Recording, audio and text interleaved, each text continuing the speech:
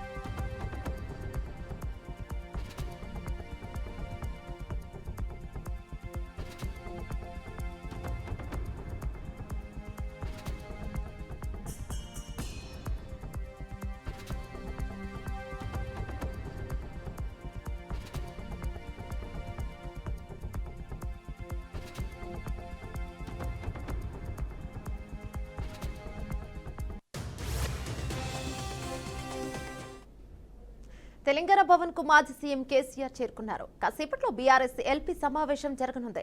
అసెంబ్లీలో అనుసరించాల్సిన వ్యూహాలపై చర్చించనున్నారు. అసెంబ్లీ సమావేశాలపై ఎమ్మెల్యేలు ఎమ్మెల్సీలకు కేసీఆర్ దిశానిర్దేశం చేయనున్నారు. ఇదే అంశంపై మరింత సమాచారం అవుట్పుట్ ఎడిటర్ వెంకట్ అందిస్తారు. రైట్ వెంకట్, చెప్పండి.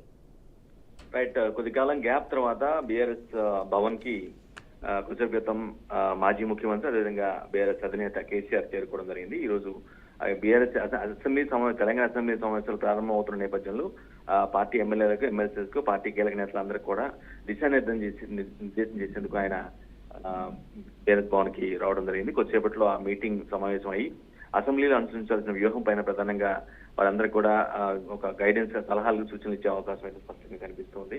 ఎందుకంటే తెలంగాణ రాష్ట్ర ప్రభుత్వంపై ఇప్పటికే బీఆర్ఎస్ నేతలు కావచ్చు, బీఆర్ఎస్ అధినాయకత్వం కావచ్చు చాలా సివియర్ అలిగేషన్ చేస్తున్న నేపథ్యంలో, అంటే ప్రభుత్వ తీరు అంతా కంప్లీట్ గా ప్రజా వ్యతిరేకంగా ఉంది, ప్రజలు హర్షించేలాగా లేదు, తీవ్ర వ్యతిరేకత ప్రజల్లో ఏర్పాటైందని అంటూ పదే పదే బీఆర్ఎస్ అధినాయకత్వం చెప్తున్న పరిస్థితి నేపథ్యంలో అసెంబ్లీ సమావేశం అనేది చాలా కీలకమైన అంశం కాబట్టి ప్రజలకు సంబంధించిన సమస్యలు మొత్తం కూడా అక్కడ చర్చించే అవకాశం ఉంటుంది కాబట్టి సో ఇటువంటి నేపథ్యంలో వాళ్ళందరూ కూడా పార్టీలో గెలిచినటువంటి పార్టీ బీఫామ్ మీద గెలిచినటువంటి ఎమ్మెల్యేలు కావచ్చు, ఎమ్మెల్సీ కావచ్చు, వీరందరికీ కూడా కొన్ని గైడెన్స్ ఇవ్వబోతున్నారు కేసీఆర్.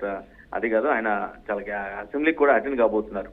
ఐ థింక్ ప్రభుత్వం ఏర్పడిన తర్వాత ఆయన అసెంబ్లీకి రావటం ఇదే తొలిసారి అని కూడా అంటున్న పరిస్థితి ఉంది. సో ఆయన అటెండ్ అవుతున్న నేపథ్యంలో కొంత ప్రాధాన్యత సంతరించుకుంది. ఈ మీటింగ్ కూడా కొంత ప్రాధాన్యత సంబంధించుకుంది. అంటే ప్రభుత్వం అనుసరిస్తున్న విధానాలు కావచ్చు, పరిపాలన విధానం కావచ్చు, వీటిపైన ఈ రెండింటిపైన కూడా మొదటి నుంచి కూడా కేసీఆర్ చాలా పెద్ద ఎత్తున ఆరోపణ చేస్తున్న పరిస్థితి కనిపిస్తుంది.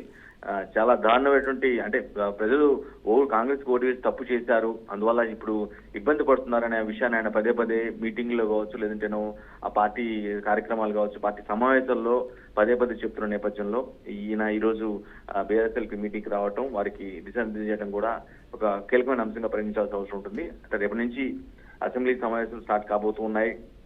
ఎలా ఉండబోతుంది అంటే రేపు కాదు, ఏ విధంగా ఉండబోతుంది, ఏ విధంగా వాళ్ళ కార్యాచరణ ఏ విధంగా ఉండబోతుంది, ఎగ్జాక్ట్ గా ఏం చెప్పబోతున్నారంటే ప్రభుత్వాన్ని ఏ విధంగా ఎదుర్కొని పెట్టే అవకాశం ఉంది.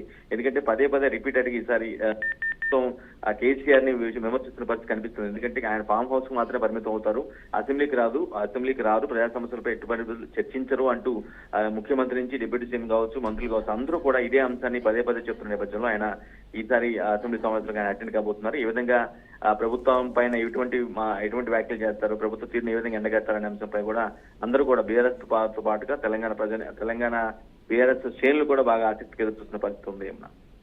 Thank you Venkat.